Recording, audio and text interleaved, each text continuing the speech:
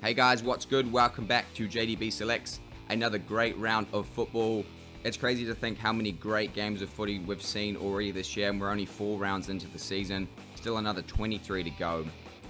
Now, before we get into my round 4 results and my round 5 tips, I just wanted to say a massive thank you to everyone. Tomorrow marks my 1-year anniversary on YouTube. It's been absolutely amazing. In that time, we've managed to gain over 6,000 subscribers and over 800,000 views, which is just crazy. I started this channel on a bit of a whim, thinking it would go nowhere. But here we are, a year later, absolutely killing it. We are easily the #1 tipping channel on YouTube. Everyone's coming for the king. They all like to talk down on us, but guess what? We ain't going nowhere. We're just getting started, baby. So thank you very much. And if you haven't already, please consider hitting subscribe. Leave a like on the video. Get involved in the comments. I still try and read every single comment. And your support is why we're here. So thank you, thank you, thank you. Now, as always, we do start each of these tipping videos looking back on the previous week's tips. Last week, we managed to tip 6 out of 8 games. Obviously, the Panthers were pipped at the post by the Eels, despite Cleary absolutely sending that 2-point field goal from 40 metres. And then the Knights managed to get up against the Raiders, but 6 out of 8 is a good result with 1 golden point loss.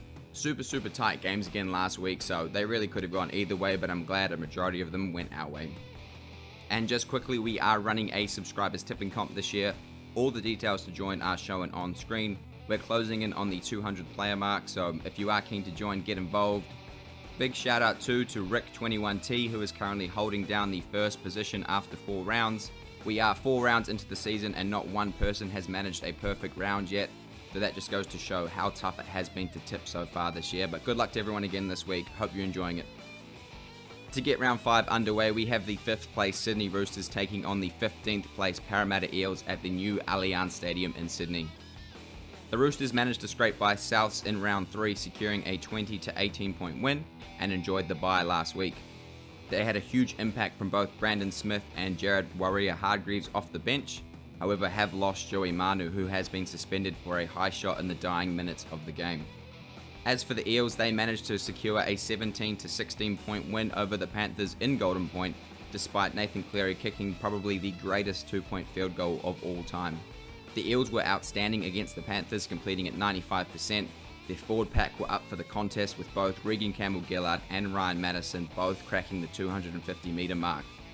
And Moses was also incredible for the Eels. He set a record kicking for over 1,000 metres in a single game, which is absolutely absurd, and obviously iced it at the end with a field goal just after signing a new contract.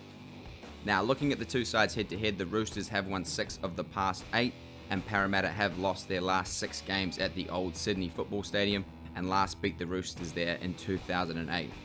This is a super tough game to pick, as the Thursday games tend to be. However, I am going to take the Roosters here by 1 to 12 points. I think they'll be fully fit, fresh and ready from the bye last week. However, if the Eels played like they did against the Panthers and completed in the high 90s, it could easily be a Parramatta win. Tough one to pick, but I am going to back the Roosters off the bye. The first of the 2 Friday fixtures has the 16th place Canberra Raiders taking on the 7th place Penrith Panthers at GIO Stadium in Canberra. The Raiders went down 14 points to 24 against the Newcastle Knights in Newcastle. They let in 3 tries in the space of 10 minutes on either side of half time and were unable to recover. They did play 10 minutes without Jack Wyden, who is obviously looking at a stint on the sideline. They will be boosted, however, by the return of Jordan Rapana, who is back from his suspension, but will still be without Xavier Savage, Nick Kotrick and Danny Levi.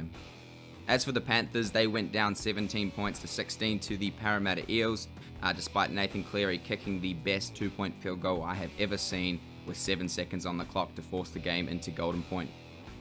The Panthers have struggled to score points all season, so I have no doubt that is at the forefront of their mind. Liam Martin is expected back this week, while Sonny Luke will be forced to serve a minimum 11-day stand down after suffering a grade 1 concussion in the loss to the Eels. Looking at the two sides head to head, the Panthers have won 4 of the past 5, including 3 straight. They have also won their last 3 games at GIO Stadium. I do like the Panthers 13 plus in this one. Obviously, the Penrith forward pack can match it with any in the competition, and the loss of Jack Wyden, who is easily Canberra's danger man, will be too much for them, so Panthers 13 plus.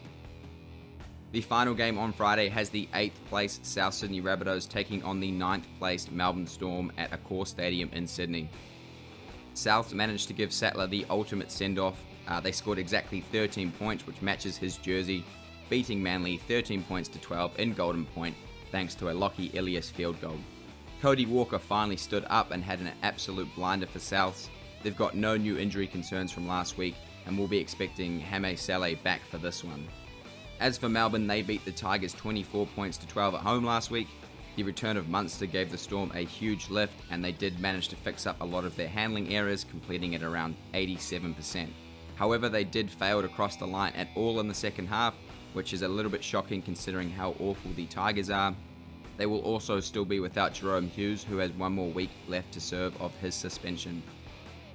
Looking at the two sides head-to-head, Souths have a terrible record against Melbourne, only winning 6 of their 37 games in both of the clubs' histories against each other, and Melbourne have won 7 of the past 8. However, I am going to take South Sydney here 1-12.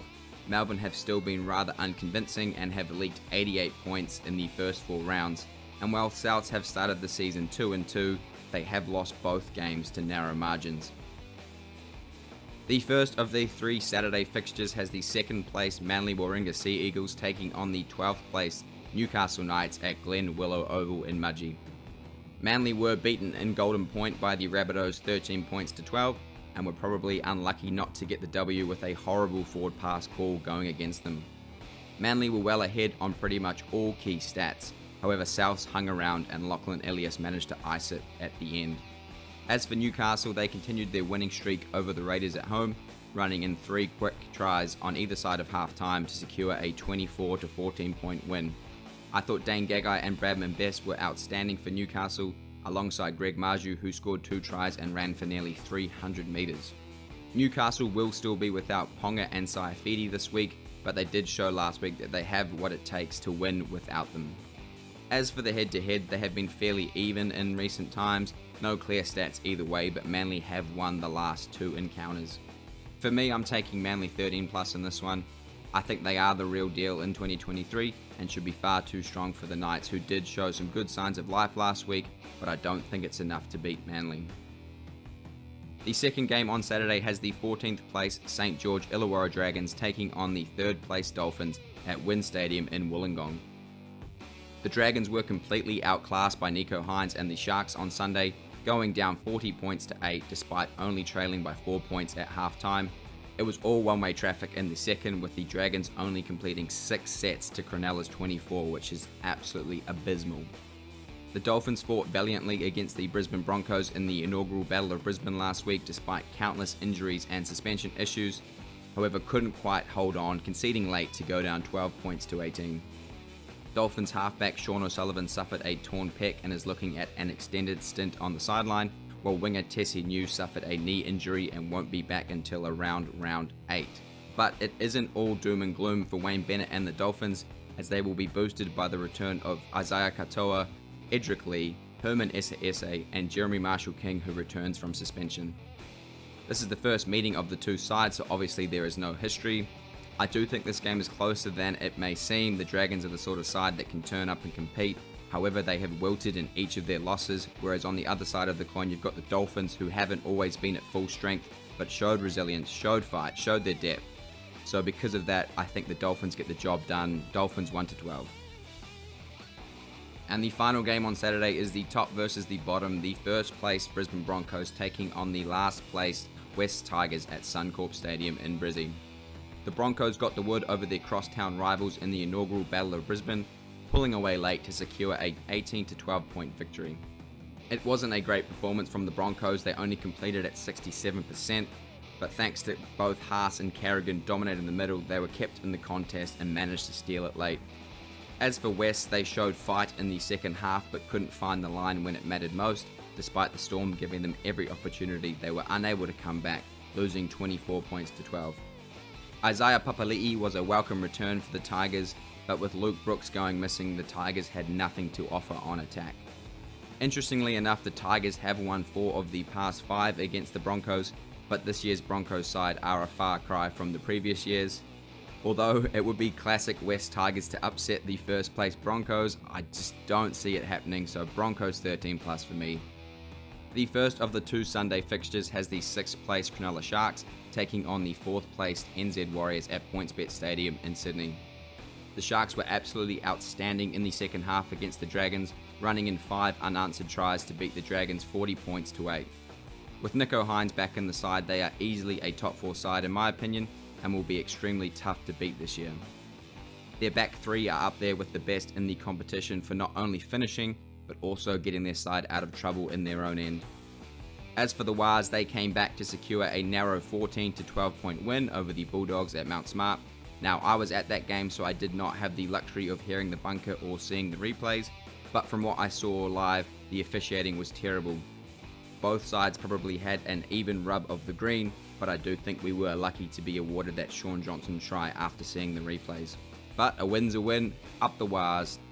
Now, looking at the 2 sides head to head, the Sharks have won 6 of the past 7 against the Wars, who have only beaten the Sharks once in Sydney since 2012. The Warriors are expecting Wade Egan, Mitch Barnett and Dallin Watene-Zelezniak back in action this week. However, I don't know if it'll be enough to beat the Sharks, who look absolutely unreal with Nicho Hynes back in the side. I am going to take the Sharks here by 1 to 12 points. The Warriors' goal line defense has been relatively outstanding this year, so I do hope they put up a good fight.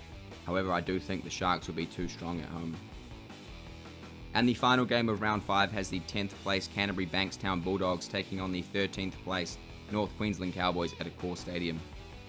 The Dogs almost held on to beat the Warriors on the road, but a controversial late try from Shaun Johnson saw them lose 14 points to 12. Now, it is a wee bit hard for me to review this game as I did watch it live at the stadium. However, the Dogs did seem to be clicking. Their handling was improved, but did seem to lack any threat on attack. Tavita Pangai Jr. will be available for selection this week, so it will be interesting to see where he slots in and what impact he can have on this Dogs lineup.